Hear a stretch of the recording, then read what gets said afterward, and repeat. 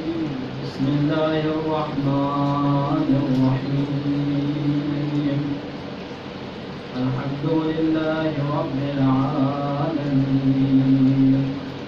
والصلاة والسلام على أشرف الأنبياء والمرسلين سيدنا ونبينا وشفيع ذنوبنا وطبيب نفوسنا أبي القاسم محمد اللهم صل على محمد وآل محمد وعلى آل بيته الطيبين الطاهرين واللعنة على أعدائهم أجمعين من الآن إلى قيام يوم الدين. أما بعد فقد قال رسول الله صلى الله عليه وآله وسلم من أحب عليا فقد أحبني من أبغض عليا فقد أبغضني يا علي محبك محبي ومبغضك مبغضي. صدق رسول الله صلى الله عليه وآله وسلم. وقد محمد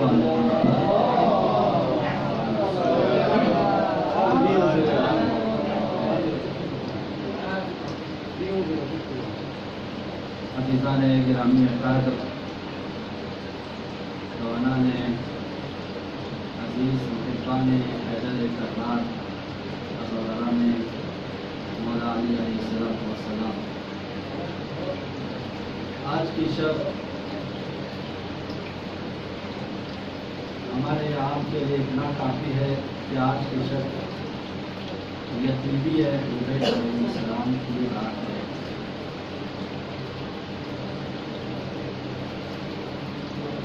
لیکن آج کی شب میں صرف ہم اور آپ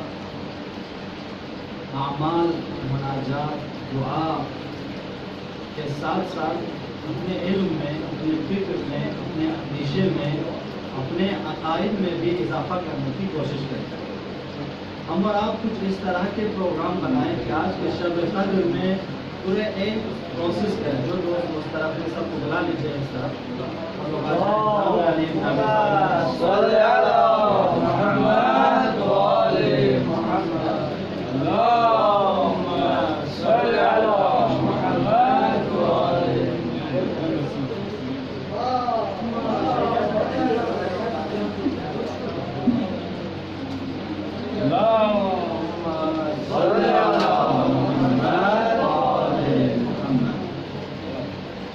فرش عزا بچھائی جاتی ہے اس کا کچھ ہدف. فرش عزا کے بچھانے کا ہدف یہ ہے کہ ہم اور آپ کچھ سنیں کچھ سیکھیں. لہذا بہت سے علماء فرماتے ہیں ہم اور آپ کو حضور قلب رہنی چاہیے ہر جگہ. یعنی آپ کے ذہن آپ کا دل تیار ہو اس چیز کو سننے کے لیے اس چیز پر عمل کرنے کے لیے. ہم اور آپ کو نماز میں کیوں کہا جاتا ہے کہ حضور قلب رکھیے, آپ کے دل تیار رکھیے. جس جو نماز آپ لوگ پڑھنے جا رہے ہیں اس میں آپ لوگ تیار رہے کہ میں کیا پڑھ رہا ہوں, میں کس کے سامنے کھڑا ہوں اور میں کیوں پڑھ رہا ہوں. بالکل ایسے ہی مجلسوں میں ہے جب فرش عزا بچھائی جاتی ہے تو ہمارے اور آپ کی سوچ ہمارا اور آپ کا دل تیار ہو اس کو سننے کے لیے.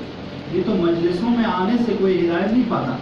رسول اللہ گرامی سے فرمایا خدا نے یا رسول اللہ یہ جو آپ کے مجلسوں میں بیٹھے آپ کو گھور رہے ہیں یہ نہ سمجھیے گا یہ لوگ ہدایت پا رہے ہیں. ینظرون ولکن لا تنظرون. یہ لوگ دیکھ تو رہے ہیں لیکن جس طرح دیکھ کر عبرت دینی چاہیے وہ عبرت نہیں لے رہے ہیں. یا جب فرش عزا میں جب آئے بولا 10 منٹ اور 5 منٹ بولا 1 گھنٹہ اس دل کے ساتھ آئے میں اس فرش عزا سے کچھ لے کے جانے والا ہوں. میں اپنے عقائد اپنے فکر کو اس یہاں سے سدھار کے جاؤں گا. لہٰذا شب قدر میں ہمارے اعمال کچھ تقسیم بندی ہونی چاہیے کہ ہم شب قدر میں کیا کیا چیز مانگیں خدا سے. ان میں سب سے مہم چیز جو ہمیں خدا سے مانگنی چاہیے ہمارے روزی ہے, ہمارے عقائد ہیں کہ خدایا میں کس چیز پر عقیدہ رکھوں, خدایا میں کس عقائد کے ساتھ اپنی زندگی کو بسر کروں. یہ بہت مہم ہے. لہٰذا امام زین العابدین فرماتے ہیں مجھے تعجب ہے اس انسان پر جو کیا کھا رہا ہے اس پہ تو توجہ کر رہا ہے, لیکن اس بات پر توجہ نہیں کر رہا ہے کہ میں اپنے معنوی غذا کیا لے رہا ہوں. آلو کھا رہے ہیں، ٹماٹر کھا رہے ہیں، یا پیزا کھا رہے ہیں، یا مختلف چیزیں جو ہم اور آپ اپنی جسمانی ضرورت کو پورا کرنے کے لیے کھاتے ہیں، اس پہ انسان سوچتا ہے. لیکن معنوی غذا جس کے ذریعے میں نجات پا سکتا ہوں، اپنی اخروی زندگی کو بنا سکتا ہوں، اس پہ غور نہیں کرتے. جوانوں، آیا ہماری زندگی صرف اس دنیا تک محدود ہے؟ کیا وہی نظریہ ہماری ہے جو آج کل میٹرلسٹ کی تفکر ہے کہ انہوں نے کہا کہ یہ صرف دنیا ہی آپ کی حد تک ہے، کہاں سے آئی اس کے بارے میں ہم سے نہ پوچھو، کہاں جانا ہے اس کے بارے میں بھی ہم سے نہ پوچھو.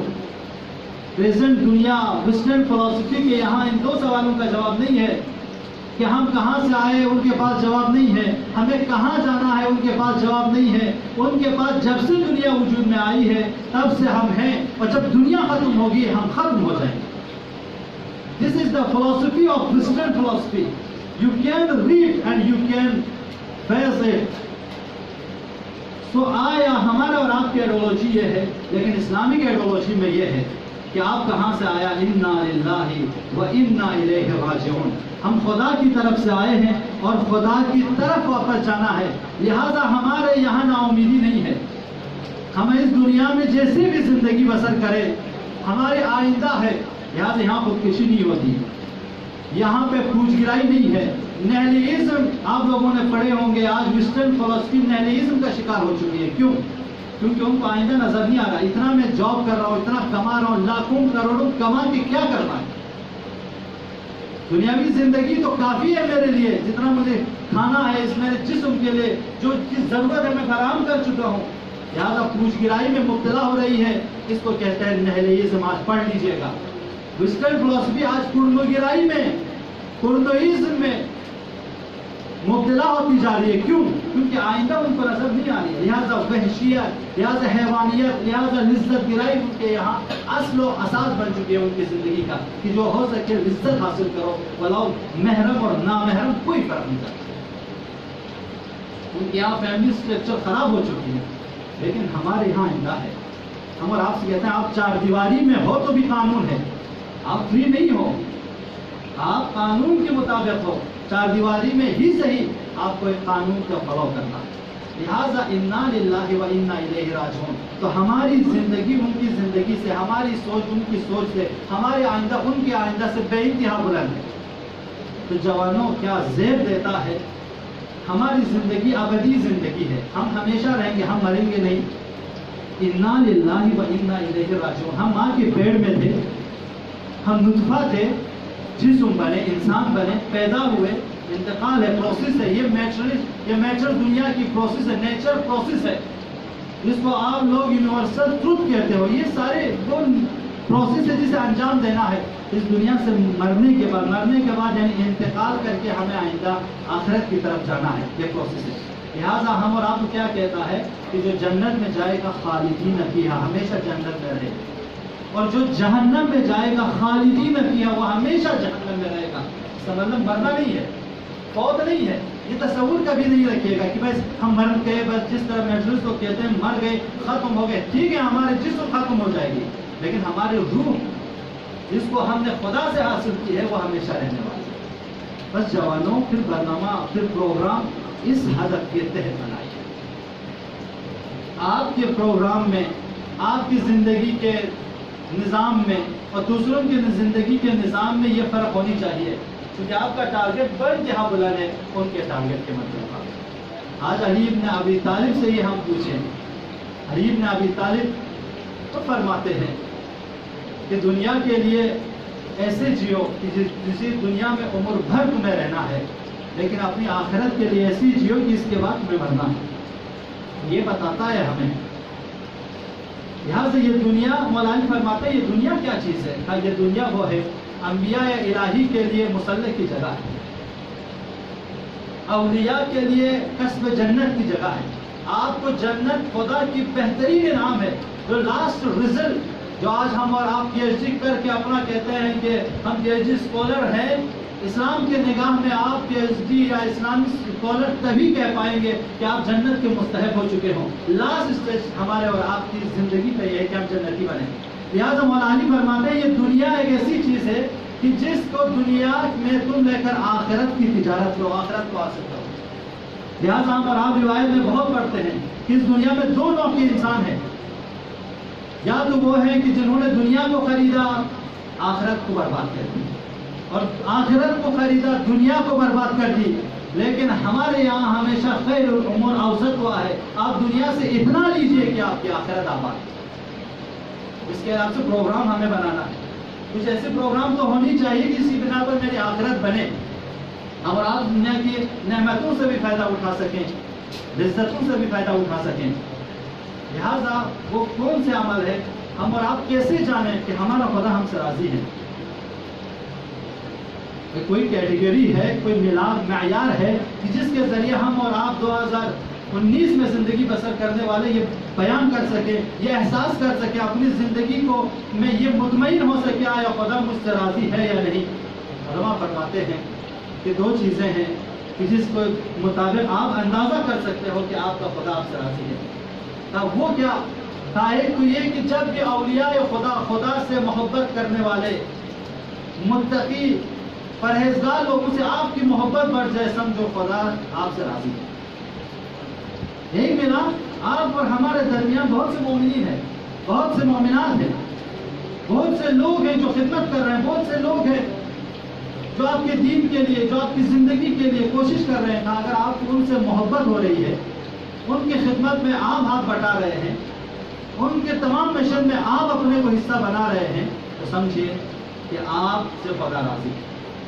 آج ایک بہت بڑا ایشو ہمارے اور آپ کے سامنے جمہوریہ اسلامی ایران کے سیشن ایک طرف، وہاں پہ جو فلڈ آئے، جو طوفان آیا، جو پانی بھرا وہاں پہ، وہ ایشو بے انتہا خطرناک ہے۔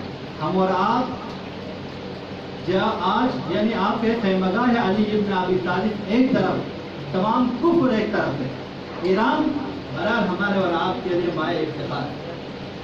ہمارے اور آپ کی ویلیو، ہمارے اور آپ کی آج ہم اور آپ اگر دنیا والوں کو کچھ دکھا سکتے ہیں تو یہ جمہوریہ اسلامی ایران ہے، اس میں ہم اور آپ کو کوئی دو رائے نہیں ہے، تمام شیعہ نظر کر رہا ہے۔ یہ اس بات کی دلیل ہے جب وہاں سیلاب آیا تو دنیا بھر کے شیعوں نے اپنی محبت کا اظہار کیا، ترکی سے لے کر حتیٰ یورپ کنٹری میں لوگوں نے اکاؤنٹ کھولا ایران کے سیلاب زدگان کے لیے حکومت کیا جائے، لیکن شیطان اکبر امریکہ نے اپنے سفیروں کے ذریعے، اپنے ایمبیسڈر کے ذریعے تمام ممالک میں جو اس طرح کے اکاؤنٹ کھولے گئے بند کروایا، ترکیہ میں بند کروایا، اور ان میں ہمارے شیعوں کی طرف سے جو ہندوستان میں شیعوں نے مدد کی، جگہ جگہ کے شیعہ، بالخصوص کارگل کشمیر کے شیعوں نے بے انتہا محبت کا اظہار کیا، ہزاروں کروڑوں میں ان لوگوں نے مدد کی۔ اس بات کی دلیل ہے کہ ہم زندہ قوم ہیں، ہم اپنے مومنین سے، اپنے مسلمانوں سے محبت کرتے ہیں، یہ ہمارے اور آپ کی پہچان ہے۔ جوانی اس کو کھونے نہ دیجیے، اس کی ویلیو کو زندہ رکھیے۔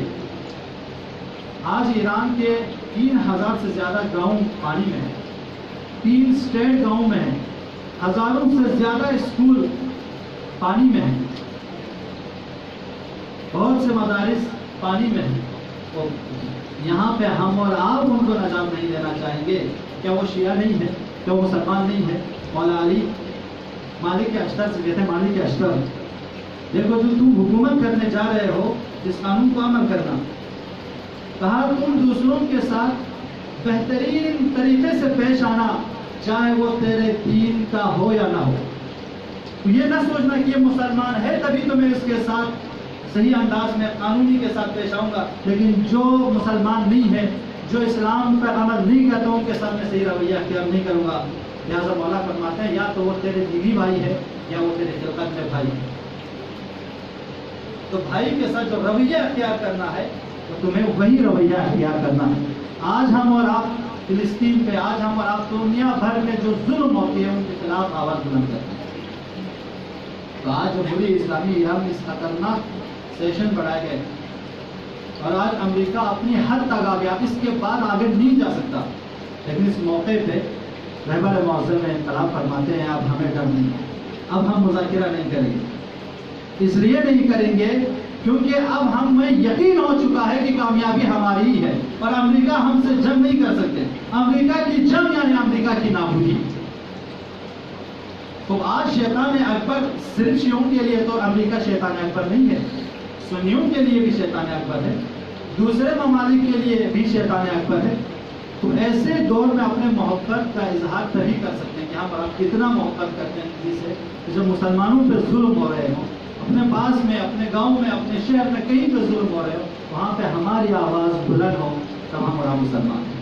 رسول فرماتے ہیں لیس منا من غر مسلما، ہم میں سے نہیں ہے جو مسلمانوں کو دھوکہ دیتا ہے، یا لیس منا من جو اہتمام نہیں کرتا، جو شرف میں غرب میں مسلمانوں پہ ظلم ہو رہا ہے ان کے خلاف آواز بلند نہیں کرتے، وہ ہم میں سے نہیں۔ اور اب فرماتے ہیں کہ آپ چاہتے ہو کہ آپ سے خدا راضی ہے یا نہیں، ایک ملاپ یہ ہے کہ مومنین سے آپ کی کتنی محبت ہے، مسلمانوں سے آپ کی کتنی محبت ہے۔ پھر دوسری چیز کیا ہے؟ دوسری چیز یہ ہے کہ خدا نے جو چیز آپ کو حکم دیا گیا ہے، نماز کا حکم دیا، روزے کا حکم دیا، اس پہ آپ کتنے عملی ہوں، اور جس چیز سے آپ کو روکا گیا ہے اس پہ آپ کتنا روک رہے ہیں۔ جس دن آپ محرمات الہی سے بچ رہے ہیں، گناہوں سے بچ رہے ہیں، اور نیک کاموں میں آپ کے ہاتھ بڑھ رہا ہے، جس طرح آج الحمدللہ ہم اور آپ دور دراز علاقے میں، نہ آپ اس کو ماں باپ ہیں کہ کہنے والے جاؤ عبادت کرنے کے لیے، جاؤ عمل کرنے کے لیے، نہ آپ کو کوئی اس طرح زبردستی کرنے والا ہے، لیکن آپ اپنے عشق میں، اپنے محبت میں، خدا کی محبت میں آپ یہاں پہ آتے ہو، دعا کرتے ہو۔ یہاں سے رسول گرامی اسلام فرماتے ہیں کہ جب جوان سجدے میں جاتا ہے تو خدا اپنے فرشتوں سے کہتا ہے آؤ دیکھو، افتخار کرتا ہے خدا کی جوانوں کی عبادت پر۔ تو رسول گرامی اسلام فرماتے ہیں کہ خدا ان فرشتوں سے کہتا ہے فرشتوں دیکھو یہ جوان ہے، ان کے پاس طاقت ہے گناہ کرنے کا، یہ آج جو فرش عذاب پر ہے، یہ میرے جملہ ہے، یہ آج جو فرش عذاب پر ہے، یہ آج جو شب قدر میں یا آج قلم میں بھی ہو سکتا تھا، یا آج کسی گناہ کے مجلس میں بھی ہو سکتا تھا، لیکن نہیں گیا، آیا مصلی پہ، آیا شب قدر میں، آیا اعمال میں، آیا فرش عذاب پر۔ یہاں تو خدا فضل کرتا ہے، یہ ویلیو ہے جوان کے عمل کا، اظہار کرتا ہے جوانوں، خدا جوانوں کے عمل کو جلدی قبول کرتا ہے۔ لہٰذا ان شب میں آپ آزمائیں کہ خدا ہم سے کتنا محبت کرتا ہے، یہ کہ ہم اور آپ کتنا خدا کے دی ہوئے احکام پر عملی ہیں۔ ایک چیز رسول گرامی اسلام، کیونکہ قرآن نے کہا کہ اگر تم چاہتے ہو کہ مجھ سے محبت کرنا چاہتے ہو فاتبعونی، تو میری پیروی کرو، اور میری پیروی کرنے کے ذریعے رسول اللہ کی پیروی کرو، اس لیے کہ جو رسول اللہ کی پیروی کرتا گویا وہ میری پیروی کرتا ہے۔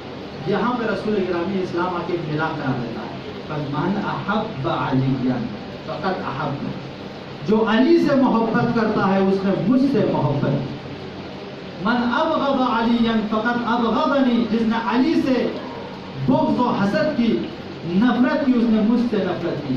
آج جانچو کتنا علی سے محبت ہے، کتنا علی کے دشمنوں سے نفرت ہے۔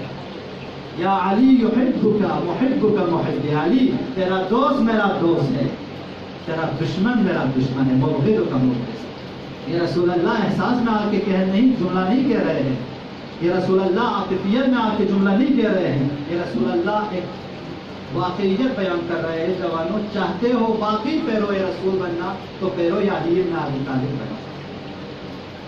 رسول پہ تو پوری امت کی وحدت ہے، لیکن علی پر وحدت حاصل، علی کو وحدت کا سرچشمہ بناؤ، تبھی تو کامیابی ہے۔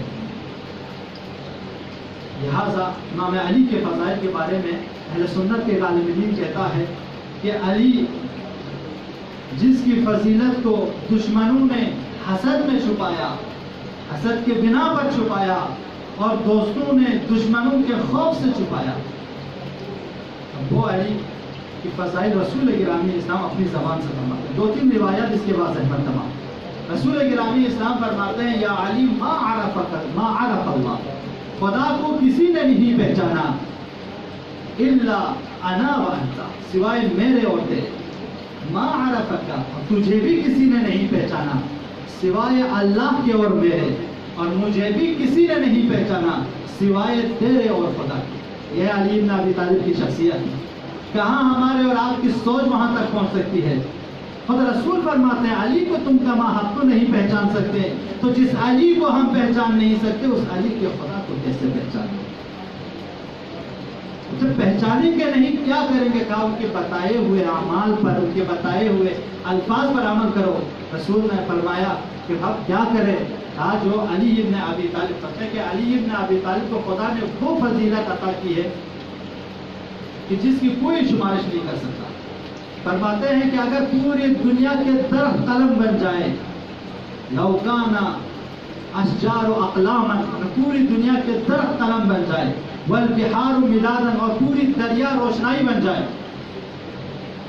والجن حسابا، اور جن حساب کرنے لگ جائے، والانس کتابا، اور انسان اس کو لکھنے لگ جائے، ما احصو فضائل علی ابن ابی طالب، علی ابن ابی طالب کے فضائل کو گر نہیں سکتے۔ جب پوری دنیا کے جن و انس مل کر علی کے فضائل کو شمارش نہیں کر سکتے، تو یہ نادان جاہل انسانوں تم لوگ کیسے کہہ سکتے ہو کہ علی مجھ جیسا ہے؟ پھر رسول گرامی اسلام آگے جاتے ہیں، فرماتے ہیں علی ابن ابی طالب کے فضائل خود رسول اللہ کے زبانی سنیے زبانی۔ رسول اللہ فرماتے ہیں کہ علی ابن ابی طالب کے جو شخص علی ابن ابی طالب کے کسی بھی فضائل میں سے کسی ایک فضائل کو پڑھتا ہے تو اس کے گناہان گزشتہ اور گناہان آئندہ کو معاف کر دیتا ہے۔ جو علی ابن ابی طالب کی کسی فضائل میں سے ایک فضائل کو لکھتا ہے، جب تک وہ فضائل یعنی لکھنے کی صورت میں، کتابوں کی صورت میں موجود ہے، تب تک فرشتے اس کے لیے گناہوں کی مغفرت کے لیے دعا کرتا ہے۔ جو شخص علی ابن ابی طالب کے فضائل میں سے ایک فضائل پڑھتا ہے، کہتا ہے اس کے زبان سے کیے ہوئے گناہوں کو خدا معاف کر دیتا ہے۔ جو علی ابن ابی طالب کے فضائل میں سے ایک فضائل سنتا ہے، کان کے کیے ہوئے گناہوں کو معاف کر دیتا ہے۔ جو علی ابن ابی طالب کے فضائل میں سے کوئی فضائل دیکھتا ہے، تتا اس کے آنکھ سے کیے ہوئے گناہوں کو معاف کر دیتا ہے۔ چاہتے ہیں اپنے گناہوں کو معاف کرنا؟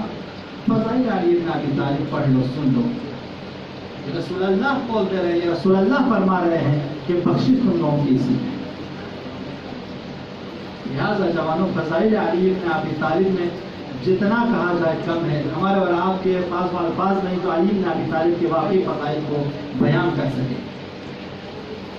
لہٰذا رسول گرامی اسلام ہر موقع پر، ہر وقت علی ابن ابی طالب کو بیان کرتے رہے۔ آخری وقت احزار میں رسول اللہ فرماتے ہیں ادعو الی حبیبی، میرے حبیب کو میرے پاس بلاؤ۔ اس وقت حضرت عائشہ گئی، ابو بکر کو لے کر آئے تو رسول اللہ نے منہ پھیر لیا، تو حضرت حفصہ نے سمجھا کہ شاید ابو بکر عمر کو بلا رہے ہیں، ادعو الی حبیبی، تو چلے گئے عمر کو لے آئے، تو رسول اللہ نے پھر منہ پھیر لیا۔ وہاں پہ یقین ہوا کہ آپ کسی کو نہیں بلا رہے ہیں سوائے علی ابن ابی طالب کے۔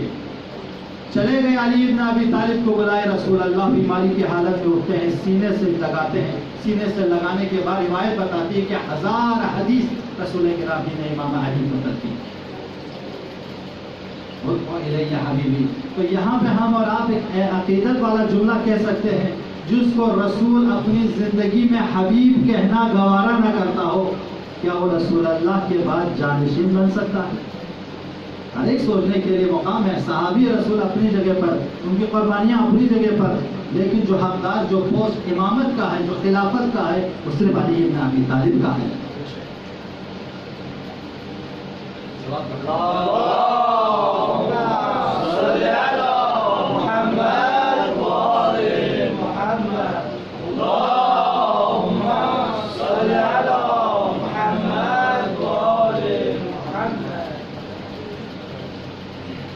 علی ابن ابی طالب کے ہم جتنے فضائل بیان کر سکیں اتنا بیان کرنے کی کوشش کیجیے، دوسرے کو سنانے کی کوشش کیجیے۔ جب عبادت کی بات آتی ہے علی ابن ابی طالب کے، تو رسول گرامی اسلام سے ایک دفعہ جب علی ابن ابی طالب جنگ کر کے واپس آئے تو مولا کے جسم پر کہتے ہیں کہ 94 زخم ہو چکا تھا، ان میں سے ایک زخم بے انتہا سخت تھا، وہ مولا کے پیر پر پیر پیبس ہو چکے تھے۔ تو جراح آیا مولا رسول اللہ کے پاس، یا رسول اللہ، علی ابن ابی طالب کے جسم پر اتنے سارے زخم تھے، میں نے سب پہ مرہم پٹی کر لی ہے، لیکن ایک چیز، ایک تیر ان کے پاؤں کی ہڈی میں پیوست ہو چکے ہیں، اس کو نکالنے میں مولا بہت درد کر رہے ہیں، میں کیسے نکالوں؟ کہ علی بن ابی طالب کی عبادت کو. مولا رسول گرامی اسلام فرماتے ہیں کہ سب کرو، نماز کا وقت آنے دو، جب نماز میں کھڑے ہو جائے علی تو اس وقت ان کے پیروں سے تیر کھینچ لے.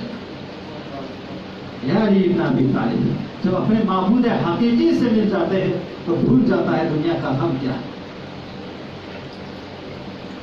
لہذا فرمایا لو کشف الغطاء مستقبل، اگر پردے ہٹ جائے تب بھی میرے حقائق میں، تب بھی میرے اعتقاد میں کوئی اضافہ نہیں ہوگا.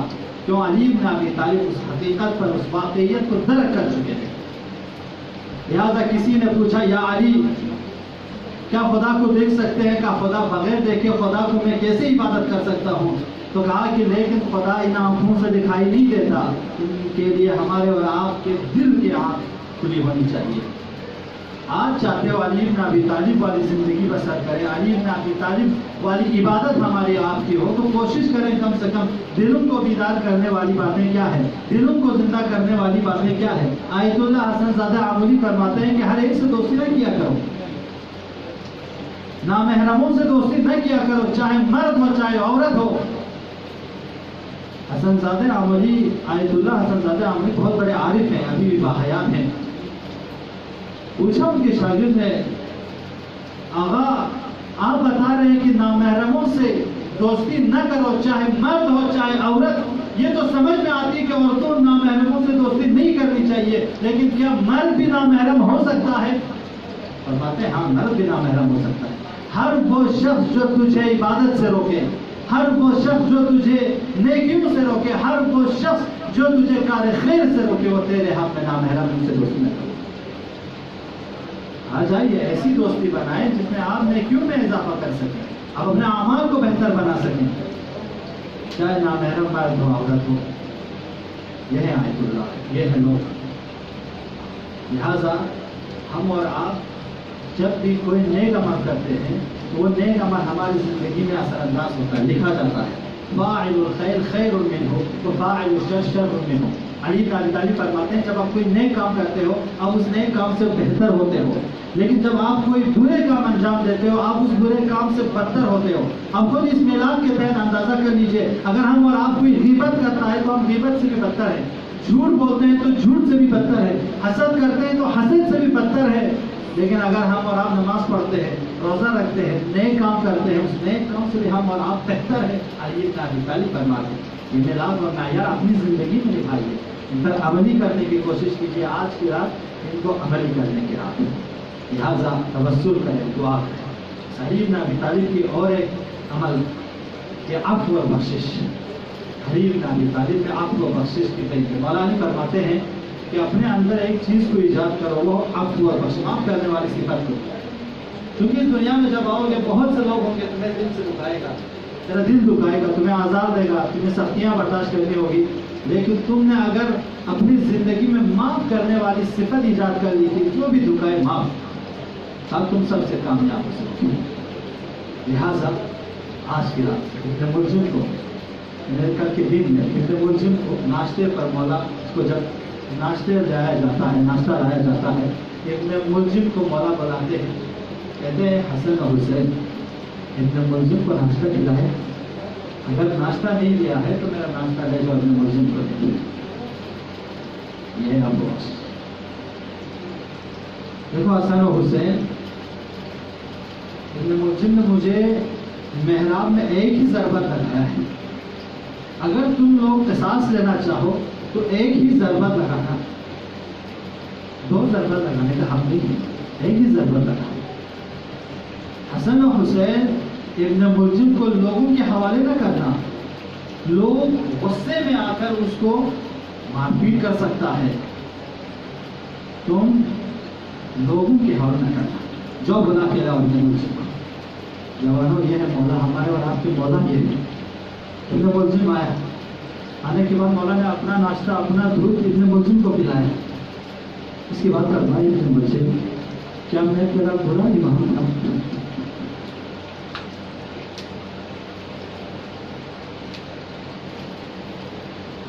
کیا برا کیا تیرے سامنے؟ کیا ہو گیا ہوگا ابن ملجم کے دل میں؟ مولا اس طرح گناہگاروں کے ساتھ پیش آتا ہے. आज मौला को तवस्सुल करो। आज मौला इमाम ज़मान इमाम अली के फर्जंद है ना, कहे मौला मैंने बहुत आपका दिल दुखाया हूँ मौला, मैंने बहुत गुनाह किया हूँ मौला, मैंने बहुत खता किया हूँ मौला, मैंने आपके दिल को दुखाया हूँ मौला।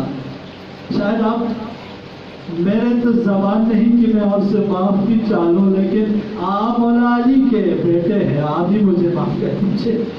अगर मेरे अमाल आपके पास पहुँचे और मेरे नामे अमाल मेरे गुनाहों से भरे हो तो मौला आप ही माफ़ कर देना।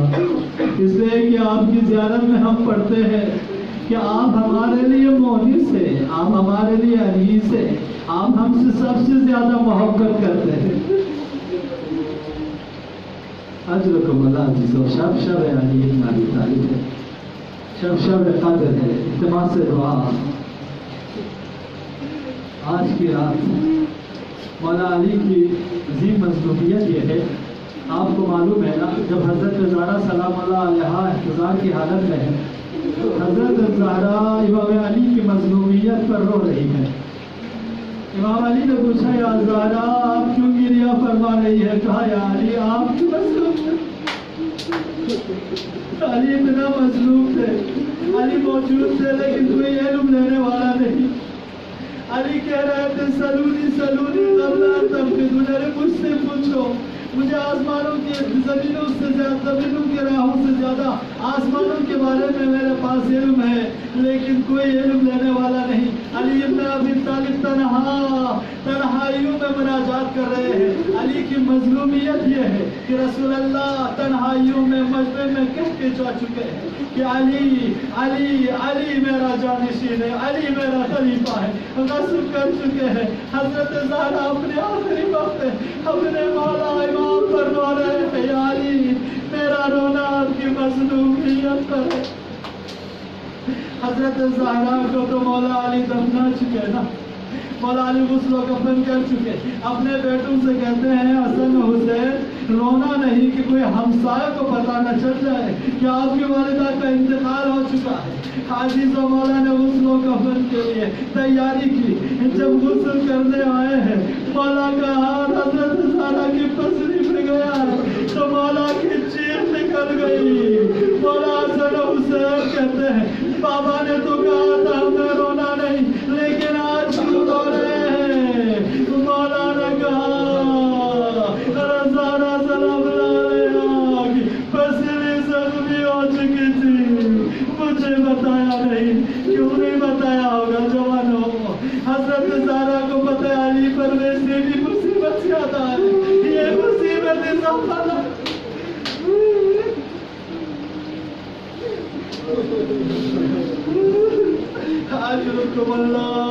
लेकिन आज की रात मौला अपने अज़ाब अंसार को जमा कर दे। उनके सहाबी आया, आने के बाद मौला को किस हालात में पाया? मौला के पेशानी पर ज़रद का बुरा रखा हुआ है। सहाबी कहता है मैंने जब दूर से देखा मुझे मौला के चेहरे में और ज़रद का बुरे में फर्क नजर नहीं आया। ज़हर इतना असर कर चुका था कि मौला के चेहरे के रंग को जर्द कर दिया था। हम मौला के पास आए, मौला रोने लगे। मौला ने कहा साहबी क्यों रो रहे हो? मौला आपकी ये हालत और मैं न रो। मौला ने वसीयत की, कहा चले जा चले जा। वो जाने लगा, दरवाजे से वापस आया। मौला ने कहा मैंने तुझसे कहा था चले जा, क्यों आया? वो साहबी आता है, घर घर पहुंचता है कि आज आखिरी रात मौला हो या न हो, मौला मुझे वापस कर रहे हैं।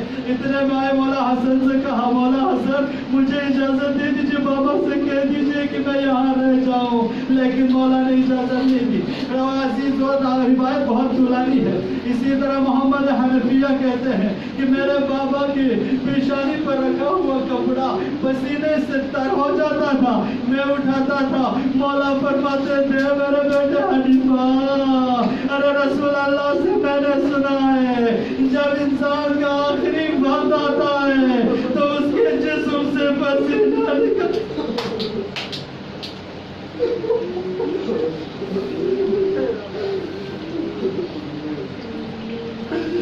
عزیزوں وہ وقت بھی آ گیا، مولا وصیت کر چکے۔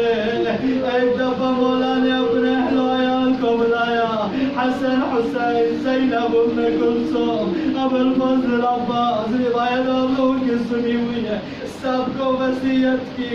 وصیت کرنے کے بعد حضرت ابو الفضل عباس کے ہاتھ میں امام حسین کے ہاتھ کو رکھا، کہا عباس کل عاشور کے دن اگر حسین پر کوئی مصیبت آئے تو تم دفاع کرنا۔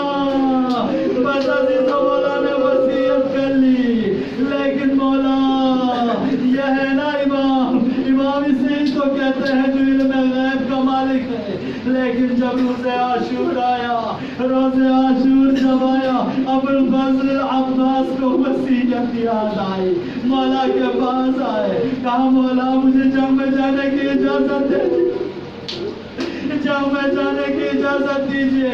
جنگ میں جب چلے گئے ہیں ابو الفضل عباس نے جب جنگ کی ہے، جدال کی ہے، عزیزوں جب نہر فرات پر پہنچے ہیں، پانی پینا چاہ، مولا حسین کی پیاس یاد آئی، بابا علی کی وصیت یاد آئی، عباس جب حسین پر کوئی مصیبت ہو تو تم حسین سے دفاع کرنا۔ عزیزوں مولا عباس نے پانی کو تو زیب و فرات میں پھینکا، اور جب آئے جنگ کرنے لگے ابو الفضل عباس جنگ میں جب شہید ہوئے نا، تو یہ واقعہ طولانی ہے، جب شہادت پر فائز ہوئے ابو الفضل عباس جب شہید ہوئے، مولا حسین نے کہا ان کا سر ماری، ابھی میرے بسری، ارے میری کمر ٹوٹ گیا۔ بس عزیزوں مولا وصیت کر رہے ہیں، مولا وصیت کر چکے، جب مولا کی روح جب پرواز ہوئی، لوگوں نے مولا نے غسل دی، کفن دی، مولا کو دفنانے لے گئے۔ دفنانے کے بعد مولا کا قبر مخفی رکھا گیا، مجھے نہیں پتا کیوں مولا کا قبر مخفی رکھا گیا، لیکن جب مولا کی قبر کی مخفیات کے بارے میں ہم اور آپ روایت میں تاریخ کا مطالعہ کرتے ہیں، تبھی پتا چلتا ہے کہ علی ابن ابی طالب اپنے قبر کو مخفی رکھ کر قیامت تک آنے والے شیعوں کو بتا رہے ہیں، یاد رکھو تمہارا امام اتنا مظلوم تھا اور اتنا دشمن تھے علی کے کہ اگر علی کا قبر کا پتا چلتا تو شاید نقشے قبر کر کے علی کے جنازے کی توہین۔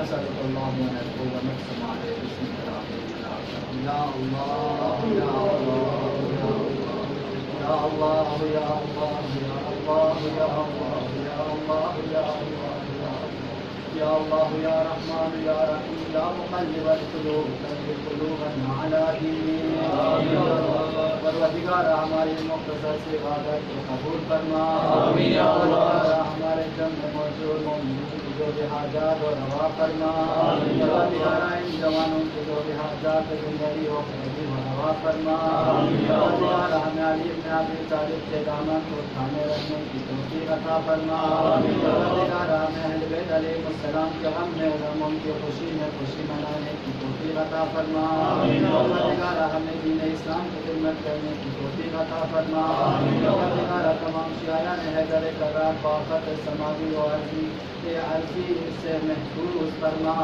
پروردگار علماء مراجع بالخصوص رہبر معظم انقلاب آیت اللہ سیستانی آیت اللہ مرحوم تمام مراجع اپنے حفظ و امان میں رہا، پروردگار ایران کی مظلوم عوام، ایران کے شیعہ عوام ابھی پریشانیوں میں ہے، خدایا جلد ارشاد جو آفات ان پہ آ چکی ہے، خدایا اس سے نجات فرما، خدایا جو بھی غریب ہو غربا، جو بھی فقیر ہو، جو بھی نوجوان ہو، جو بھی مظلوم ہو، خدایا بحق امام علی علیہ الصلوۃ والسلام ان کی تمام پریشانیوں کو برطرف فرما،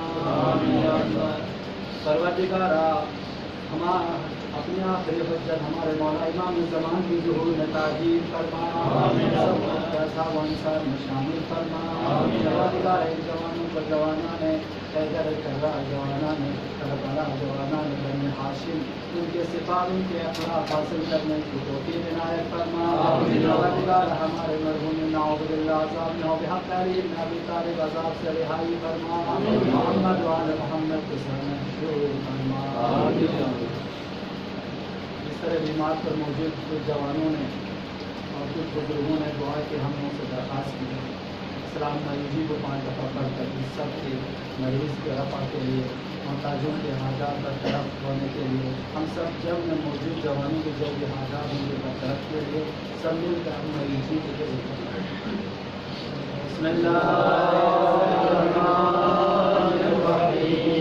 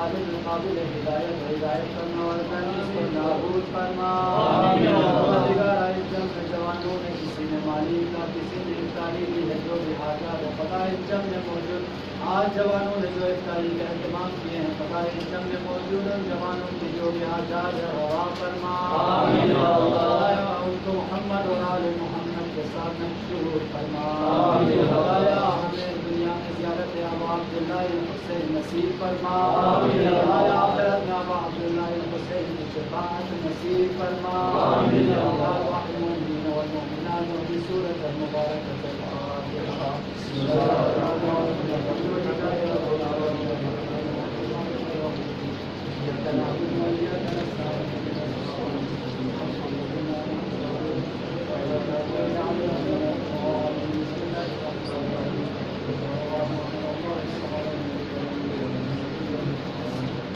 اللہ الرحمن